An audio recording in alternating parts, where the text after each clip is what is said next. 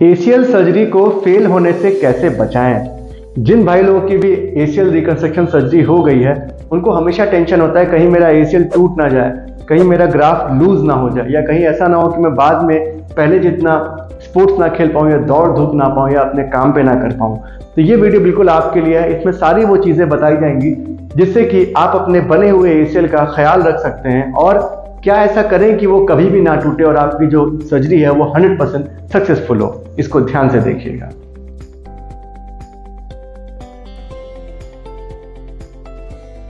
नमस्कार दोस्तों, मैं हूं डॉक्टर नीरज श्रीवास्तव। मैं एक आर्थ्रोस्कोपी और स्पोर्ट्स इंजरी स्पेशलिस्ट हूं और स्कोपी क्लिनिक वाराणसी का डायरेक्टर हूं और यहां पर सर्जरीज करता हूं।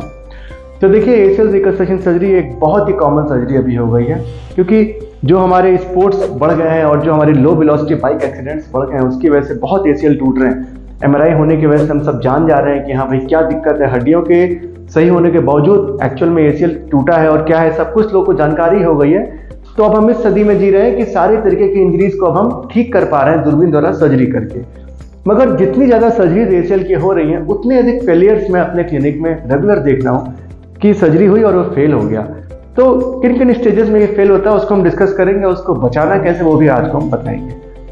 सबसे पहला जो स्टेज जिसमें फेल होता है कि आपने अगर सही सर्जन चूज नहीं किया, तो एक बढ़िया सर्जन चूज करिए। ऐसे सर्जन के पास जाइए जो कि सिर्फ लिगामेंट की ट्रेनिंग ही लिया हो और सिर्फ लिगामेंट की सर्जरी करता हो, जो कि स्पोर्ट्स इंजरी स्पेशलिस्ट हो।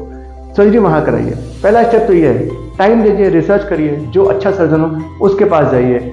बहुत ज़्यादा और चीज़ों में मत पड़िए, सेल्फ रिसर्च करिए, क्योंकि ये जो सर्जरी है ना, ये इलेक्टिव सर्जरी है, कोई इमरजेंसी नहीं है। बहुत टाइम है आपके पास, सोच समझ के बढ़िया सेंटर पे जाइए और सर्जरी कराइए।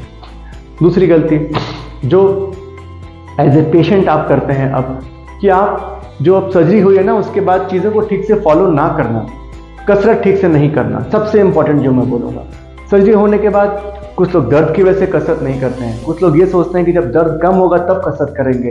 डॉक्टर की बात कम सुन के आप बाकी लोगों की बात ज़्यादा सुनते हैं कि ऐसा हुआ था, वैसा हुआ था, इनकी सर्जरी हुई थी तो उन्होंने इस तरीके से किया था, उनकी सर्जरी हुई थी उन्होंने उस तरीके से किया था। आपको ध्यान ये देना है कि सर्जरी आपकी हुई है, आपके सर्जन ने किया है। जो आपका सर्जन बोलता है, जो आपका फिजियोथेरेपिस्ट बोलता है, वैसे ही आपको करना है, क्योंकि कभी भी दो तरीके की सर्जरी, दो इंसानों की सर्जरी एक तरीके की नहीं होती। एक नॉर्मल एसीएल सर्जरी भी अलग अलग लोगों में अलग तरीके की हो सकती है। जो बोला जाए स्ट्रिक्टली फॉलो करिए। सबसे कॉमन जो फेलियर्स होते हैं ना, वो इसी एक पेशेंट फेलियर की वजह से ही होते हैं। सर्जन फेलियर बहुत कम है, क्योंकि सभी लोग आज ट्रेनिंग करके ही सर्जरी कर रहे हैं। बट पेशेंट तो अननोन है, पहली बार उसका एसीएल टूटा है, वो चीज़ों को समझ नहीं पाता, सही टाइम पे चीज़ों को फॉलो नहीं कर पाता। तो ये बिल्कुल मत करिए कि आप फॉलो ना करें। जैसा बताया गया पत्थर की लकीर मान के उस पर चलिए और आप बिल्कुल ठीक हो जाएंगे। तीसरी चीज़ एक और क्या है कि जो अपना रिसर्च हम लोग कर रहे होते हैं ना, उसमें हम ज़्यादा इंपॉर्टेंस ये देते हैं कि इम्प्लांट बहुत अच्छी क्वालिटी का लग जाए। हम उस पर ध्यान नहीं देते हैं कि हम सर्जन क्या करने वाला है और हम फिजियोथेरेपी क्या करने वाले हैं। देखिए दोस्तों, कई लोग का मेरे पास डाउट्स भी आता है। लोग हमारे यूट्यूब चैनल पर भी पूछते हैं कि सबसे बेस्ट क्वालिटी इम्पोर्टेड वाला एसीएल लगा दीजिएगा। कोई भी इम्पोर्टेड एसीएल नाम की चीज़ नहीं बनी है। जो एसीएल बनता है, आप चाहे हमारा वीडियो पुराना देख सकते हैं कि एसीएल कैसे सर्जरी की जाती है। जो भी एसीएल बन रहा है ना, वो आपके शरीर से ग्राफ्ट निकाल के बन रहा है। तो वो जो ग्राफ्ट है ना, वो आपके शरीर से ही निकल रहा है, वही एसीएल बनाएगा जी आगे चल करके। जो भी इम्प्लांट लगता है ना, चाहे इंपोर्टेड हो, चाहे इंडियन मेड हो, चाहे बायो स्क्रू हो, चाहे टाइटेनियम हो, चाहे कुछ भी हो, वो सब कुछ सिर्फ 3 से 4 महीने के लिए ही इस्तेमाल के लिए है, जब तक कि आपका जो ग्राफ्ट है वो आपका शरीर में जुड़ जाए और वो लिगामेंट बन जाए। तो उस पर बहुत ज़्यादा फोकस नहीं करना है। मैं आपको बताऊं, पर्सनली हम लोग हाईएस्ट एंड ऑफ इम्प्लांट, मतलब जो सबसे महंगा इम्प्लांट है इम्पोर्टेड, उसको भी यूज़ करते हैं। और जो हमारे पास जो नॉर्मल इम्प्लांट, जो हमारे इंडियन इम्प्लांट्स हैं, जो कि बहुत अच्छी क्वालिटी के ये भी हैं, बट डेफिनेटली उतने महंगे और उतने मतलब इम्पोर्टेड नहीं है, तो लोग उसको हल्के में लेते हैं। बट वी नो की स्ट्रेंथ सबकी अच्छी है। तो जो हमारा सर्जिकल प्रोटोकॉल है ना, सर्जरी करने के बाद चाहे हम इंडियन इम्प्लांट के साथ करें, चाहे इम्पोर्टेड के साथ करें, चाहे बेस्ट क्वालिटी इम्पोर्टेड जो कि बिल्कुल हाई एंड इम्प्लांट्स हैं उनके साथ करें, जो हमारा रिहैब प्रोटोकॉल है, जो चलने का ड्यूरेशन है, जो स्पोर्ट्स में लौटने का ड्यूरेशन है, वो बिल्कुल सेम रहता है। कोई भी डिफरेंस नहीं है। डिफरेंस केवल इस पे आता है कि आपका ग्राफ्ट कितना मोटा निकला है, आपकी सर्जरी कितनी अच्छी हुई है। तो जो ग्राफ्ट अच्छा निकलना है वो आपके पैर से ही निकलना है। उसको मजबूत करिए, प्रीहैब करिए, अपने घुटने को तैयार करिए। इसका भी एक वीडियो हमने बना रखा है जिसका लिंक डिस्क्रिप्शन में है, कि ACL सर्जरी से पहले प्रीहैब कैसे करना है, क्या एक्सरसाइजेस करनी है जिससे कि सच में आपका जो ACL बनेगा ना वो बढ़िया क्वालिटी का बनेगा। कोई बढ़िया क्वालिटी के इम्प्लांट से नहीं बढ़िया बनेगा। बढ़िया क्वालिटी के बनाने के लिए आपको प्रीहैब करना होगा, एक्सरसाइजेस करनी पड़ेंगी सर्जरी से पहले, वो करके आइए, वो बहुत ज़रूरी है। उससे आपका ACL कभी फेल नहीं होगा। जो चौथी चीज़ आती है कि समय से पहले एक्टिविटीज़ में आ जाना।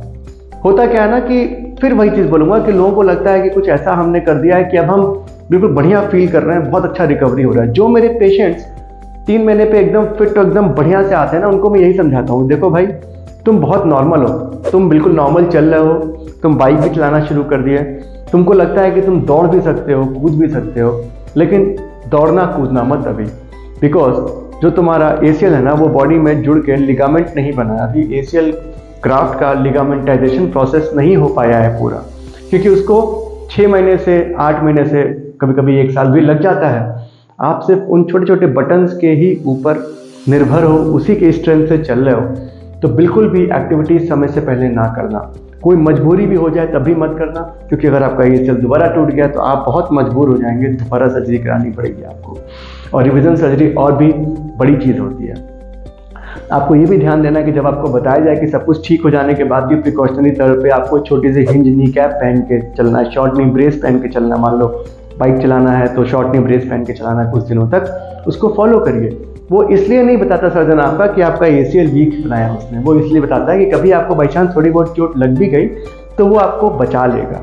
तो देखिए दोस्तों, यही जो मुझे 4-5 मोटे मोटे पॉइंट्स लगे जिसकी वजह से फेल्योर्स होते हैं, इन सब में अगर मैं नंबर 1 चीज़ समझूंगा ना तो वो वही है कि जो रिहैब आप ठीक से नहीं कर रहे हैं। अगर आपने अच्छे से कसरत नहीं की है तो आपका ACL ज़रूर फेल हो जाएगा, जितना भी बढ़िया surgeon, top surgeon of the world ने भी किया हो और top implant of the world भी लगा हो। अच्छा पेशेंट, अच्छा रिहैब, अच्छा फिजियोथेरेपिस्ट बहुत ज़रूरी है आपके ACL सर्जरी को फेल्योर से बचाने के लिए। तो हमने ऑलमोस्ट सब कुछ डिस्कस कर दिया है। अगर इसके बाद भी आपको लगता है कि कुछ और डाउट्स है तो आप कमेंट सेक्शन में लिख के हमसे पूछिए। जो हमारा WhatsApp नंबर डिस्प्ले होता है उस पर अपना MRI शेयर करके हमसे आप ओपिनियन भी ले सकते हैं। अपना ख्याल रखिए, अपने ACL का ख्याल रखिए।